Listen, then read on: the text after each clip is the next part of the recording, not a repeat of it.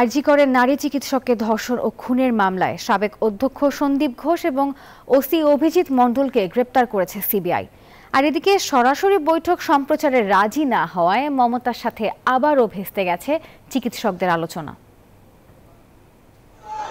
অবশেষে ভারতের কলকাতার আরজি কর মেডিকেল কলেজ হাসপাতালের নারী চিকিৎসককে ধর্ষণ এবং খুনের মামলায় হাসপাতালের সাবেক অধ্যক্ষ সন্দীপ ঘোষ এবং ওসি অভিজিৎ মণ্ডলকে গ্রেপ্তার করেছে দেশটির তদন্ত সংস্থা সিবিআই। আগে আরজিকর আর্থিক দুর্নীতি মামলায় সিবিআইয়ের হাতে গ্রেফতার ছিলেন সাবেক অধ্যক্ষ সন্দীপ ঘোষ। এবার নারী চিকিৎসক ধর্ষণ এবং খুনের মামলায় গ্রেপ্তার দেখানো হয়েছে তাকে।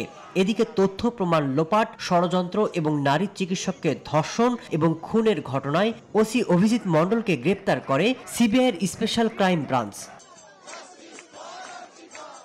এদিকে শনিবার রাজ্যের মুখ্যমন্ত্রী মমতা বন্দ্যোপাধ্যায়ের সাথে বিক্ষোভকারী চিকিৎসকদের বৈঠক হওয়ার কথা থাকলেও শেষ পর্যন্ত তা হয়নি। বৈঠকটি সরাসরি সম্প্রচারে মমতা রাজি না হয় শেষ পর্যন্ত বৈঠকটি ভেস্তে যায়।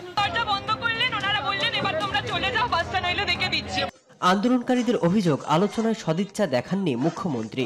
উনি বললেন যে দেখো এগুলো তো সম্ভব নয়, এসো ভেতরে এসো, বৈঠক না হোক, চা খেয়ে যাও। আমরা কি চা খেতে গেছিলাম? এদিকে আগামী মঙ্গলবার দেশটির সর্বোচ্চ আদালতে আরজিকর মামলার শুনানি রয়েছে। মাসুদ রানা, নিউজ 24।